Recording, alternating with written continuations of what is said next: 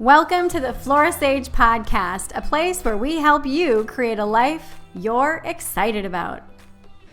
Welcome back to the podcast. I'm Flora and today we are going to talk about what it looks like when inconvenience exposes your level of commitment to your goals.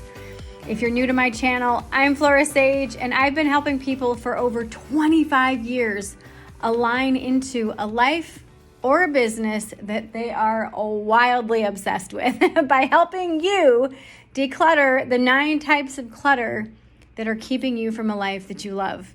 So what are those 9 types of clutter? Very quickly, I will run down the list. Mental, spiritual, emotional, digital, financial, daily, body, process, and finally, environmental clutter. So today, we are looking at clearing out some of your daily, mental, and emotional clutter. So recently, I heard a quote from Trent Shelton, and he said, "Inconvenience exposes commitment." Let that sink in for a moment. Inconvenience exposes commitment. In my book, The 1 Degree Shift, I talk about making a commitment to your priorities and your goals by taking a 1 degree shift daily. Sometimes that shift looks like a mindset shift, just thinking about something differently. Sometimes it looks like getting up 30 minutes earlier. Sometimes it looks like going to therapy. Sometimes it looks like cutting up a credit card. Sometimes it looks like admitting you're wrong. Sometimes it looks like doing that thing that you keep avoiding because you know you're ready to have that thing that you can't stop thinking about. It's proven, it's scientifically proven that it takes more energy to avoid something continuously than it does to actually do the thing. Inconvenience exposes commitment. Let's pick that apart for a moment. What does inconvenience mean for you? Inconvenience means different things to different people. So what does it mean for you? Does it mean getting up early? Does it mean going to bed earlier? Does it mean going without something to save up for that thing that you want? Does it mean standing up or saying something that you've been keeping quiet about? Does it mean working out when you'd rather take a nap? What does inconvenience truly mean to you?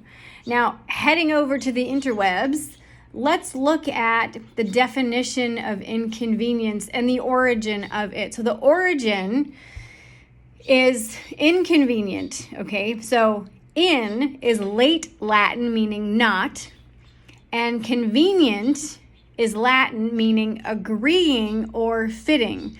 So not fitting or not agreeing. So this essentially is something just doesn't agree with you, so therefore you don't want to do it. The more modern definition or breakdown of it, noun, inconvenience, trouble or difficulty caused to one's personal requirements or comfort. There it is, people. It is your comfort zone. So, when you think about creating that life that you truly, truly want, you got to get clear on what you want. You got to get clear on, okay, this is the comfort zone that I am in. Most people, and I've talked about this before, and I talk about this in my book, The 1 Degree Shift, most people are uncomfortably comfortable. They wait for that big, huge pivotal moment or that huge breaking point before they make a change. Because at that point, they have to make that change. It is no longer convenient for them to stay where they're at because they're either getting a medical diagnosis that is literally life or death. They're getting fired. Somebody is asking for a divorce. When you're in a place that's uncomfortably comfortable, you tolerate it. You put up with less than. This is where people fall short. This is where people get stuck in a rut and stay there for decades. They stay there for decades. So today, get really clear on what you truly want. Why do you want that thing in your life? And imagine what your life would look like if you committed to taking action daily. What would your life look like 6 months from now? In 6 months, will it be more inconvenient for you not to have that thing in your life that you really want, or more convenient to have it? I want you to think about this. Imagine not achieving your goal. Let's just say that you want to lose 20 pounds. Fast forward 6 months from now, you're still 20 pounds overweight. You're like, damn it. Now think about, what if you started to work out every day? You didn't change your diet, you just started to work out every day. 6 months from now, chances are you're going to be healthier. Is the scale going to be less? Maybe.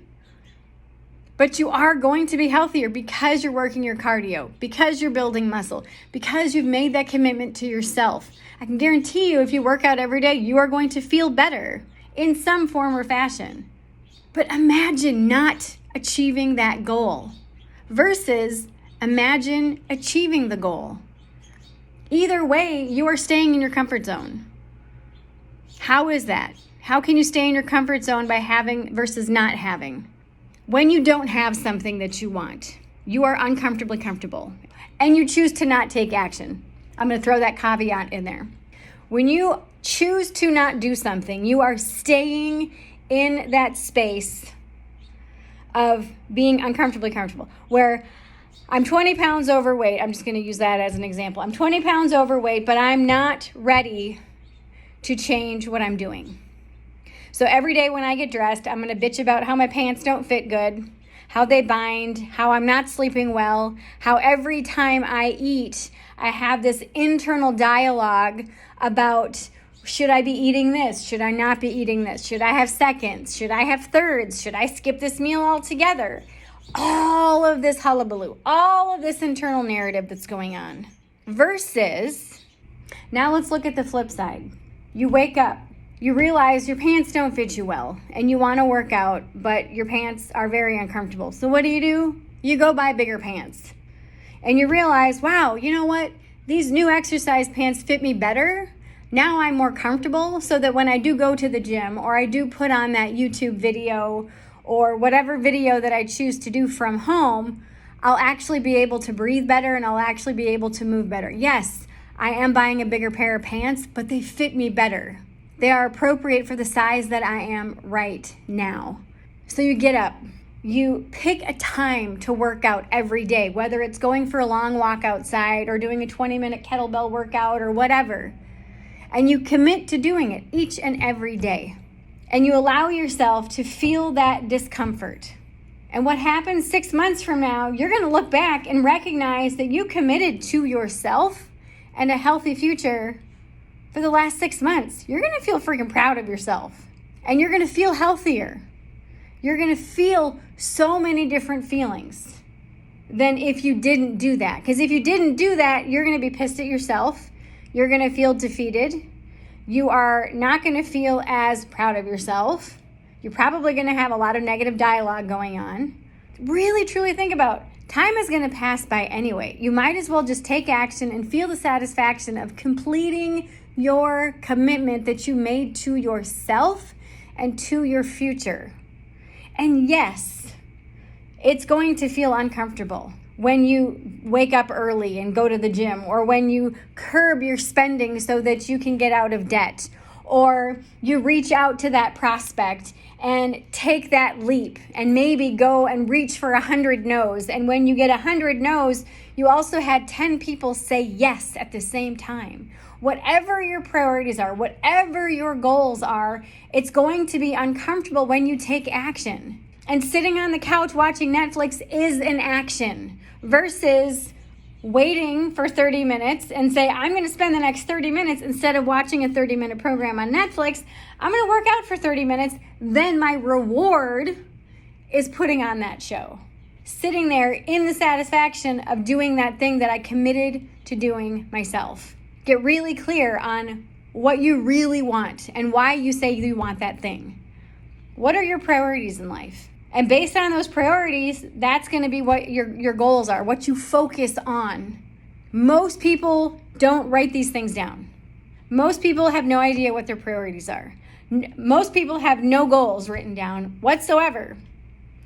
And most people are stuck and miserable and living paycheck to paycheck, overweight, they feel like shit, they're sick all the time, they don't have healthy relationships, and they wonder why they're so miserable. That is the cold, hard, fast truth. You could probably name 5 people just off the top of your head that identify with that. That you could say, yep, I know this person, this, and one of those people might be you. Now, chances are if you're listening to this podcast, that's not you. But if it is, really ask yourself, what the hell am I waiting for? What am I waiting for? Why am I choosing to let time pass before my eyes and not do anything about it? Time is non-refundable. Your life is ticking away with every single moment. Time is non-refundable. An inconvenience exposes your commitment. Again, time will pass by anyway.